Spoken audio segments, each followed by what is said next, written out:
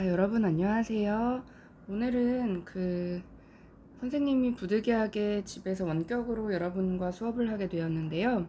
세종 어제 훈민정음은 지난 시간에 배웠던 마지막 부분부터 쭉 이어서 진도를 나가도록 하고, 혹시 덜어는 겹치는 반이 있을 수 있겠어요.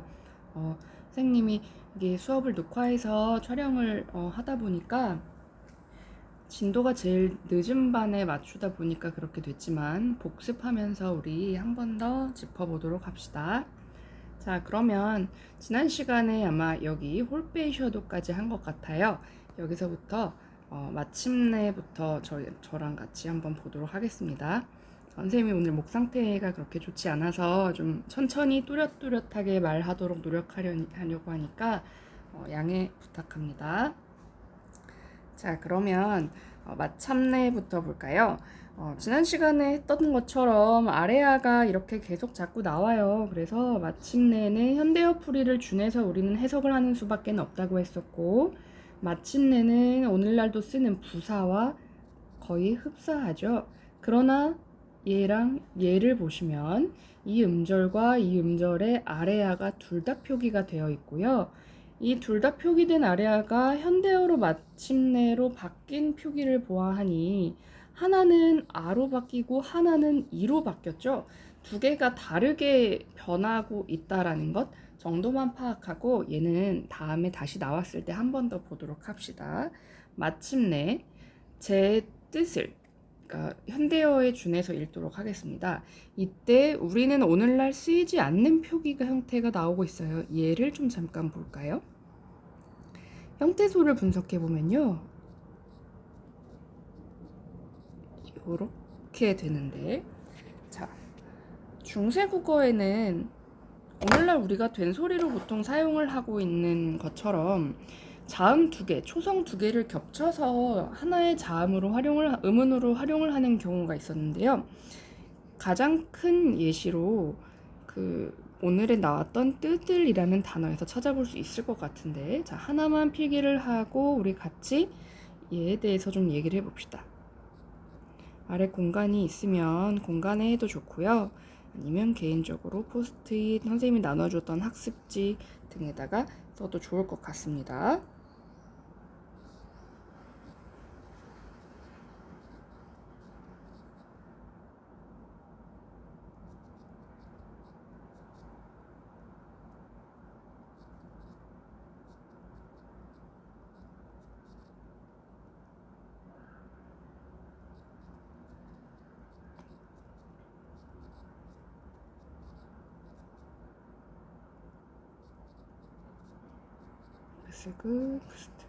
네, 이렇게 일단 적어놓고 저랑 얘기를 좀 더 해봅시다. 두 개의 각자 다른 자음을 연달아 이어서 쓸 수 있었어요. 거기에 뭐라고 나와 있었냐면, 초성 두자 세자를 합해서 나란히 쓰라라는 규정에 의해서 만들어진 초성자들인데, 이때는 초성자를 새로 만들었다기보다는 글자를 어떻게 저떻게 운용하면 된다라고 나와 있는데요. 우리가 어두자음군이라는 말을 들어봤을 거예요. 그러니까 그 말은 이런 합용병설을 단어나 이 말머리에, 그죠? 이거 단어니까 말머리에 처음에 이렇게 오는 경우에 걔를 우리가 어두자음군이라고 표기를 하고, 아마 미리 공부했던 친구들은 들어봤을 텐데, 자, 시옷개, 비읍개, 비읍시옷개 이렇게 조금 나뉘긴 하는데, 시옷개는 보통 오늘날 아마 뒤에 있는 소리를 된소리로 도와주는 역할을 했을 거라는 의견이 지배적입니다. 그래서 대체로 오늘날 땅이라는 단어 있죠? 찾아보면 다 이렇게 나오더라는 거야. 그래서 얘는 아무리 봐도 땅으로 변했을 것 같고, 그죠? 그 다음에 이 정도는 아마 여러분도 파악을 할 수 있을 텐데요. 요거 중세국어 문헌에 등장하는 이런 단어 오늘날 무슨 단어로 바뀌었을까요? 그렇죠, 꼬리였고, 자, 얘는 어떻습니까? 네, 드림을 뜻하는 꿈이라는 단어죠. 그래서 아마 시옷계도 꽤 많이 활용이 됐던 것 같고, 그 다음에 비읍계 보시면, 비읍계는 오늘날도 흔적이 남아서 좀 더 우리 국어 단어에서도 찾아볼 수가 있는데 어쨌든 어떤 단어들이 있는가 봤을 때 요걸 한번 맞춰볼까요? 요런 거. 이게 무슨 단어였을까? 얘를 보시면 얘는 오늘날 우리가 쓰는 쌀이라는 단어입니다. 네. 그 다음에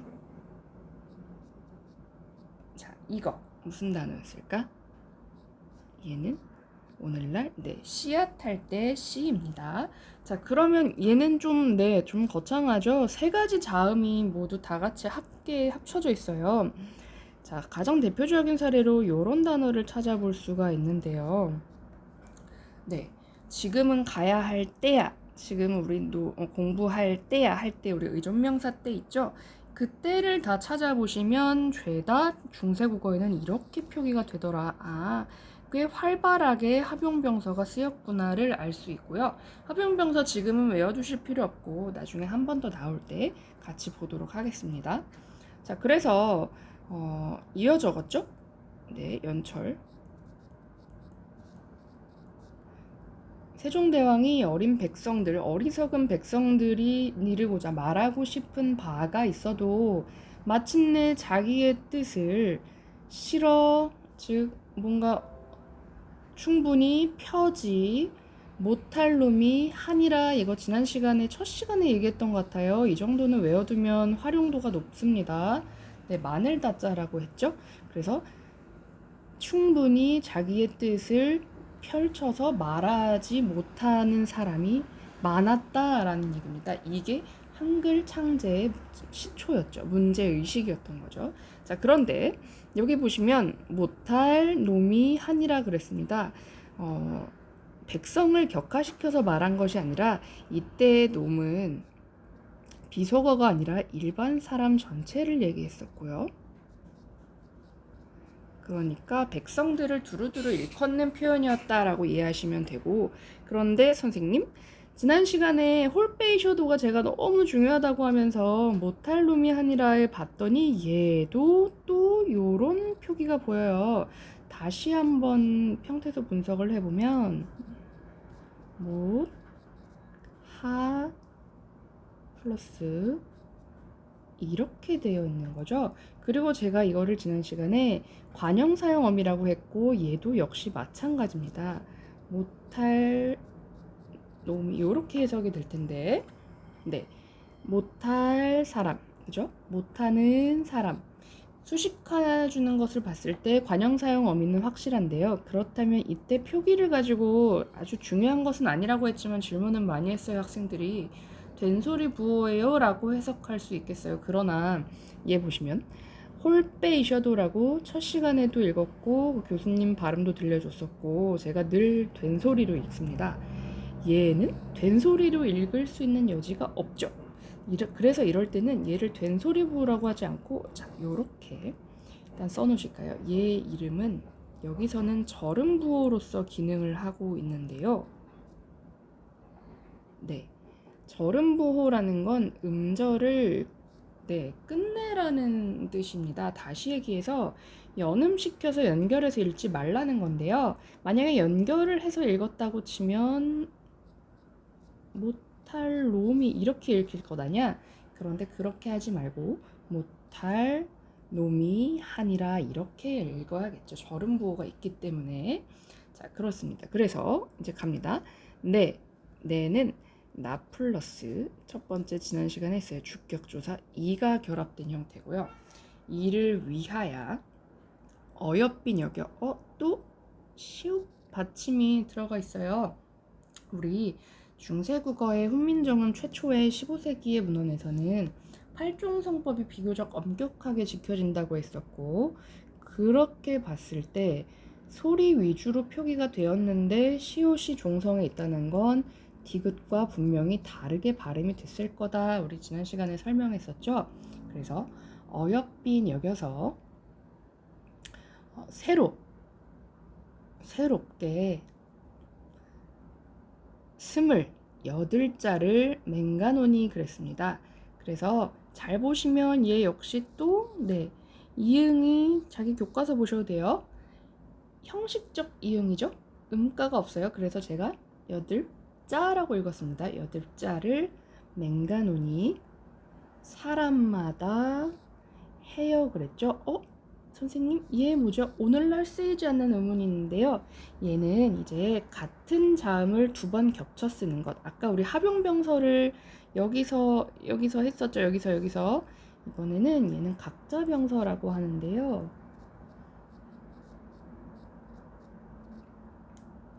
네, 오늘날 주로 된소리와 거의 흡사하다고 보시면 됩니다. 어떤 것들이 있었냐면 쌍기역, 쌍비급, 쌍비읍 쭉 써놓을까요? 그리고 없었던 것들 중에 이런 거 있었고, 음가가 있는 이응입니다. 이렇게 예디응 있었고, 니은들도 있었습니다. 네, 그래서 각자병서도 꽤 쓰임이 있었고, 오늘날 하여라고 되어 있죠. 네, 그래서 사람들로 하여금 하여 수비니겨라고 했어요. 자, 요거 한번 다시 볼까요? 그 사극에서 보시면, 네, 사극에서 보시면 그렇게 쉬 여겨서 되겠느냐, 뭐 좀 그렇죠? 옛날 표현 중에 쉬 여기지 마시옵소서 뭐 이런 표현들이 있어요. 그러면 예전에는 분명히 수비라고 순경음 비읍의 표기가 있었는데 그게 점차 이렇게 갔다는 뜻이죠. 이게 중요한 게 아니고 오늘 우리가 지금 처음 만난 이 순경음 비읍에 대해서 얘기를 좀 해볼 텐데요. 네. 지금 우리가 얘를 병서라고 했나? 잠시만요. 지금 우리가 오늘 병서라고 하고 얘도 병서라고 했어요. 둘이 공통점이죠? 네. 자음을 옆으로 나란히 쓰는 걸 병서라고 하거든요. 그렇죠? 그 다음에 다른 말로 위로 아래로 겹쳐서 쭉 써라라는 표현으로 연서라고 하는 것이 있는데 어떻게 쓰냐면 지금 얘를 확대해서 보시면 비읍, 이응 이렇게 되거든요. 그래서 연서에 의한 순경음, 비읍 등의 연서자는 이제 순경음을 나타냅니다. 입술 순자고요. 가벼울 경자예요. 입술을 가볍게 내는 소리니까 뭔가 아마 한 이 정도 알파벳 발음 기호로 치면 우리 그 영어 선생님들이 가끔 그 벌 뜻하는 미를 우리처럼 파열시켜서 발음하면 안 된다고 제가 알고 있거든요. 그래서 뭐 하지 말고 뭐 미 하면서 울리게 내는 거 저는 지금 잘 못하지만 그 정도로 소리가 나지 않았을까 하는데요. 그래서 병서와 연서의 개념은 따로 글자를 만드는 것이 아니라 애초에 만들어진 초성을 어떻게 운용하느냐 뭐 이런 표기 방식이다, 운용 방식이다 이렇게 알아두시면 훨씬 쉽습니다. 어쨌든 오늘날 보이지 않는 글자의 이름은 순경음 비읍입니다. 그래서 쉽게 여겨서 썼나요? 네.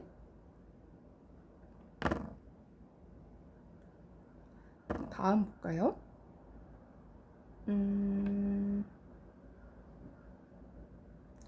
네.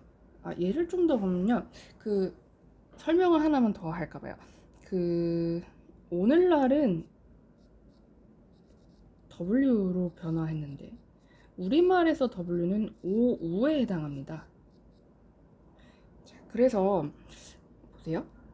중세국어의 표현을 좀 쭉 찾아보면 이렇게 표시가 되어 있는 게 있어요. 대략 유추해 볼 수 있을 것 같은데 더버 정도를 읽었을 텐데 덥다라는 뜻이에요. 그리고 얘가 순경은 비읍이 W로 변했다고 했어. 오늘날 봤더니 그냥 이응으로 변하면 이렇게 되죠. 이거 아니죠. 만약에 우로 변했다면 이렇게 되고 여기에 어가 원래 남아 있었죠. 더워 이렇게 되는 거지. 그래서 오늘날은 더워 이렇게 표현되고요. 얘를 명사형으로 바꿔도 마찬가지예요. 찾아보니 건데 더위를 뜻하는 단어가 중세국어 문헌에는 다 이렇게 더위로 나타나더라는 거야. 오늘날 바뀐 걸 봤더니 더우로 바꾸고 위 이렇게 표현이 되죠. 그리고 가장 뭐랄까 중세국어의 흔적이 좀 남아있는 방언이 이제 경상도 방언임을 참작해봤을 땐 그런 방언을 들어봤는지 모르겠어요. 아, 더버 뭐 이런 표현 들어봤어요? 네, 경상도의 방언 화자들은 아, 더버 이런 표현을 잘 쓰거든요. 이게 순경음 비읍이 흔적이 여전히 남아있어서 그래요. 그래서 순경음 비읍이 참 많이 남아있었구나를 알아보시면 될 것 같고요. 이거는 나중에 한 번 더 합시다. 없어진 의문이라서 오늘날과 비교가 되니까 참 중요할 것 같습니다. 네. 일단 정리하고 그리고 다음으로 넘어가서 네, 어쨌든 훈민정음으로 돌아가면요. 사람마다 쉽게 익혀서 네, 쉽게 익혀서 날마다 날로 수매 요거 다시 한번 볼까요? 형태소 분석을 해주면 사용하다라는 뜻이에요. 쓰는데 있어서 이렇게 되는데 다시 한번 잘 보면 오늘날 사용함에 있어서 즉 씀에 있어서 현대어로 바꿔보시면 이거 CF 참고하라는 뜻입니다. 좀 어색한 표현이긴 합니다만 번역식 말투 같기도 하고 씀에 있어서 이렇게 사용하죠. 얘를 다시 한번 좀 쪼개보면 봐봐 어간이 쓰죠. 쓰다 쓰면 좋겠네 쓰지 그러니 쓰에다가 네 명사로 만들어주는 명사형 어미가 붙었고 그죠? 그 다음에 부사격 조사 에가 붙은 형태죠. 그런데 얘를 보시면 얘도 마찬가지입니다. 쓰다의 활용 어간에다가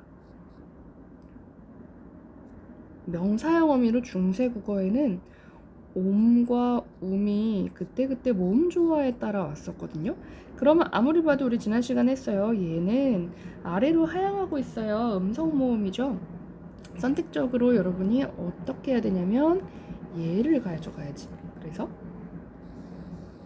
얘가 살아남고 그 다음 부사격 조사도 두 가지 형태가 있었습니다. 주로 제일 많이 쓰였던 게 에와 에 중에서 네, 음성이니까 모음 조화도 역시 음성을 가진 얘를 가져와야 되겠지. 즉 다시 하면 정리하면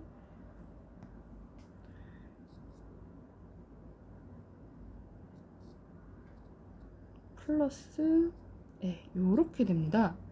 자, 그러면 얘는 어쨌든 명사형을 붙어서 만들어줘야 되니까 이렇게 되면 플러스 에 이렇게 될 테고 또 이어적기 해야 되니까 넘어가서 이렇게 되는 형태인 거죠. 네, 그래서 사용함에 있어서라는 뜻, 네, 좀 길어졌습니다. 사용하는데 편안하게 하고저 할 따름이니라 그랬죠. 그래서 편하게 하고 싶은 따름이니라 얘도 역시 따람 플러스 이니라 이어 적었죠? 이제는 짧으니까 이렇게 한자어로 적을게요. 연철 표기입니다. 네. 자, 그래서 보면 우리는 여태까지 이제 훈민정음을 봤고요. 얘는 한글 창제된 초기 자료이기 때문에 15세기 자료입니다. 비교적 제가 첫 번째, 두 번째 시간에 계속 거듭 우리 반복해서 공부했었던 활종성법, 이어적기, 모음조와 같은 특징들이 일관적으로 거의 100% 가깝게 지켜지고 있는 모습을 찾아볼 수 있는데요. 자, 그러면 이제 다음 시간에는 16세기의 국어 문헌을 찾아볼 거예요. 수학원에는 뭐냐면 천자문이 너무 어려워요. 그래서 아이들한테 한글로 토를 언해가 이제 한글로 달아놨다는 뜻이거든요. 한글로 해설을 붙여놓고 그 다음에 이제 아이들이 그래야 공부하기가 쉽겠죠. 그런데 이제 발견된 자료를 추정해 보면 16세기 자료란 말이야. 15세기와 16세기 시간차가 꽤 있습니다. 우리가 최초의 중세국어 초기에 이제 표기법, 음운 운용법 같은 것들이 달라진 바가 있는지 위주로, 물론 기준은 현대어입니다만 현대어와 어떤 차이가 있는지 살펴보면서 그러면서 훈민정음하고는 또 어떤 차이가 있는지를 선생님 잠깐 코멘트 하고 계속 이어서 강의 하도록 하겠습니다. 감사합니다.